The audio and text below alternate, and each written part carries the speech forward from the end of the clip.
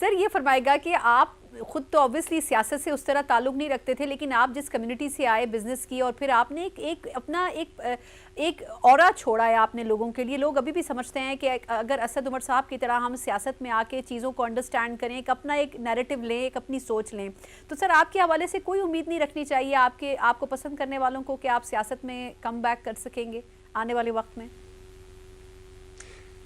اچھا، میں اس پہ تو بالکل واضح میری پوزیشن ہے کہ وہ جو عمومی طور پہ جس کو کہا جاتا ہے سیاست میں حصہ لینا، یعنی آپ کسی پارٹی کا حصہ ہیں، آپ الیکشن لڑ رہے ہیں، آپ عہدے لے رہے ہیں، وہ تو میں نے بالکل نہیں کرنا.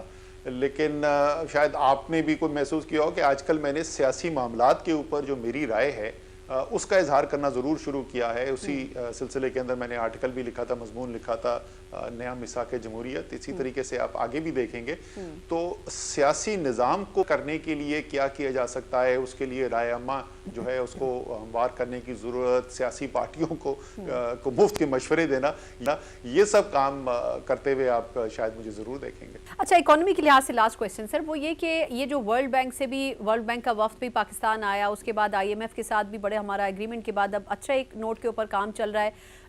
وہ پاکستان کو کئی سٹیجز پہ شاباشی بھی دے رہے ہیں کہ آپ بڑا اچھا پرفارم کر رہے ہیں. لیکن آپ کے خیال میں یہ جو ہماری پالیسیز ہیں، ہمارا IMF کے ساتھ کوئی بھی معاہدہ کبھی سکسیسفل نہیں ہوتا یا کمپلیشن کی طرف مکمل نہیں جا پاتا. آپ کو لگتا ہے کہ یہ جتنے بھی کام ہم IMF کے کہنے پر کر رہے ہیں یہ پاکستان کے مفاد میں ہیں؟ اور دوسرا، اس سے کیا نقصان بھی پہنچ سکتا ہے کسی نہ کسی سٹیج کے اوپر؟ یعنی شرائط تو کافی کڑی ہیں ان کی.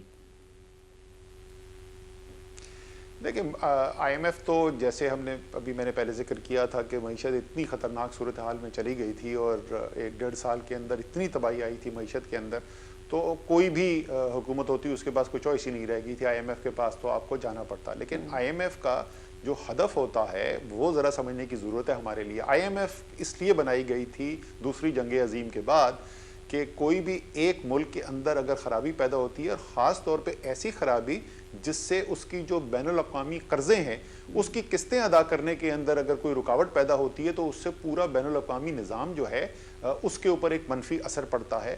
اس صورتحال سے بچنے کے لیے IMF بنائی گئی. لینڈر آف لاسٹ ریزورٹ کہا جاتا ہے، یعنی جب کوئی اور قرض دینے کو تیار نہ ہو تو IMF اس وقت پھر آتا ہے اور وہ آپ کو قرض دے کے اس مشکل سے آپ کو اس دلدل سے نکالتا ہے. IMF کا جو پروگرام بھی ہوتا ہے اس کو ٹیکنیکل اصطلاح میں میکرو اکنامک سٹیبلائزیشن پروگرام کیا کہا جاتا ہے، یعنی استحکام پیدا کرنا دوبارہ سے معیشت میں.